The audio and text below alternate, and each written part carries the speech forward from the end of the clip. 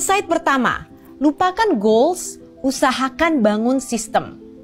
Insight ini menekankan bahwa goals dan systems adalah dua hal yang berbeda. Goals atau tujuan adalah hasil yang ingin dicapai, tapi sistem adalah proses yang mengarah pada hasil tersebut. James Clear mengingatkan kita untuk fokus membangun sistem yang bisa membawa kita lebih dekat kepada tujuan yang kita inginkan. Pikirin deh teman-teman, yang menang nih, yang kalah, dua-duanya tuh punya tujuan yang sama. Misalnya pemain Olympic Games deh, pengen menang medali emas. Setiap orang pasti pingin sukses, tapi punya tujuan aja nggak cukup. Sistem loh yang bisa membantu mencapai hasil yang kita inginkan. Banyak banget orang fokus pada hal yang salah. Fokusnya malah pada tujuan terus, bukan proses yang diperlukan untuk sampai ke titik itu. Padahal nih, tujuan itu kan tentang jangka panjang ya. So we have to focus on the systems and on those small habits yang kita lakukan setiap hari. Insight kedua, cara-cara Jitu membangun kebiasaan. My favorite part. Menurut bukunya, ada 4 cara Jitu untuk dapat bisa membangun kebiasaan. And these are so powerful, I love them so much. Yang pertama, make it obvious. Buat jelas banget. Nah, setiap action itu kan ada rangsangan tertentu ya. Misalnya, kamu mau punya kebiasaan main gitar. Kalau kamu simpen itu gitar di lemari, pasti gak akan pernah deh kamu latihan. Tapi kalau kamu taruh gitarnya di tempat yang gampang kelihatan, kayak di tengah ruangan contohnya, pasti kamu akan lebih diingatkan untuk latihan lebih sering. Jadi kalau kamu misalnya nih pengen berolahraga lebih banyak, coba deh siapin baju olahraga, sepatu kets dari malam sebelumnya. Jadi begitu melek tuh langsung kelihatan. Sama pentingnya, jangan cuma bilang ke diri sendiri, mau lebih sering olahraga Langsung kita buka kalender, buat rencana, buat komitmen. Hari Senin, Rabu, dan Jumat saya akan jalan ke gym dari kantor. Terus kamu siapkan deh tas gym segalanya supaya kelihatan dan kamu selalu ingat. Lalu, make it attractive, buat hal tersebut menarik. Biasanya nih, semakin menarik sesuatu, semakin besar kemungkinan kita akan mengadopsikannya sebagai kebiasaan. Setiap kita melakukan sesuatu yang mengantisipasi sesuatu yang menyenangkan, otak kita tuh melepaskan hormon yang disebut dopamin. Ini membuat kita ngerasa happy. Ini bisa kita gunakan untuk membangun habit. Salah satu caranya adalah temptation bundling. Jadi kita gabung godaan, di mana kamu menggabung tindakan yang kamu suka dengan tindakan yang harus kamu lakukan tapi agak kamu gak suka gitu. Jadi misalnya kamu mau punya habit lari di treadmill, kamu bisa incentivize yourself dengan cara mendownload acara favorit kamu untuk ditonton saat lari di treadmill. Atau kamu bilang ke diri kamu sendiri, abis lari di treadmill, I'm gonna watch Netflix. Terus, make it easy, dibuat mudah teman-teman. Sebagai manusia, kita itu kan termotivasi untuk melakukan sesuatu yang mudah ya. Semakin banyak energi yang terkuras, makin malas biasanya. Nah, ada tips and trick untuk membuat kebiasaan yang sulit jadi lebih mudah.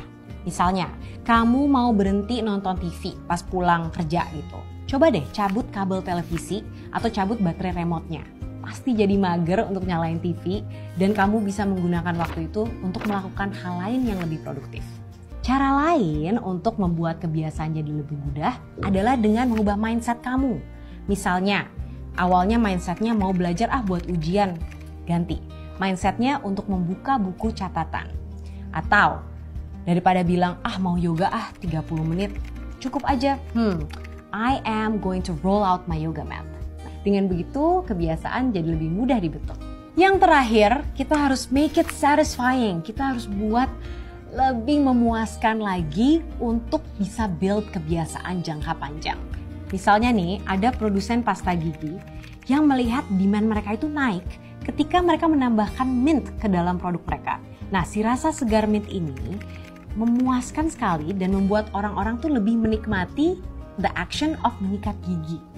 Nah, ada satu contoh lagi tentang pasangan yang ingin menghilangkan kebiasaan makan di luar supaya lebih hemat nih.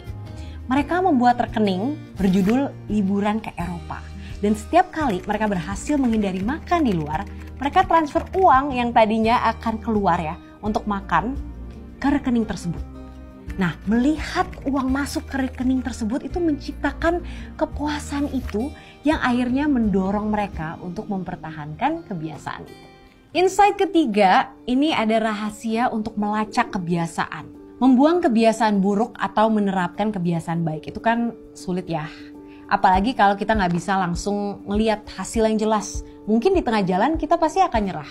Karena itu penting untuk membangun rasa kepuasan tadi lewat cara lain.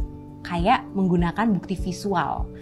Atau menerapkan pelacakan habits di mana kita bisa mengukur nih kemajuan kita. Salah satu teknik yang paling sederhana adalah mencoret kalender atau buku harian.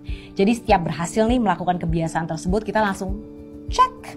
Nah dengan tracking itu kita bisa ngelihat kemajuan kita dan itu tuh menjadi proses yang asik dan seru. Jadi ujung-ujungnya kalau kamu udah ngelakuin hal itu kamu pasti juga merasakan antisipasi. Aduh gak sabar nih untuk mencoret buku harian kamu. Selain itu kita juga bisa milih an accountability buddy atau membuat semacam kontrak perjanjian sama teman. Nah, kalau orang kan biasanya pengen menghindari sesuatu yang sakit atau mahal ya, ini manusiawi banget nih. Nah, kita bisa membangun situasi di mana ada konsekuensi buruk kalau kita melewatkan kebiasaan tertentu. Ada contoh menarik banget di bukunya. Di bukunya ada seorang pengusaha yang meminta istri dan pelatih pribadinya tanda tangan di kontrak yang memaksa dia untuk berkomitmen supaya turun berat badannya. Jadi si pengusaha ini memilih habit seperti melacak asupan makanannya, terus menimbang dirinya setiap minggu. Terus dia bikin ada hukuman kalau misalnya dia gagal melakukan hal-hal ini. Misalnya kalau dia gagal melacak makanannya, dia harus membayar pelatihnya $100. Kalau gagal menimbang, dia harus membayar istrinya $500.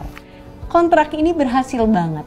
Bukan hanya karena pengusahanya nggak mau kehilangan uang, tapi juga nggak mau mengecewakan pelatih dan istrinya. Biasanya kalau kita tahu nih, wah ada yang merhatiin. Ini bisa menjadi motivasi yang cukup besar untuk menjaga konsistensi.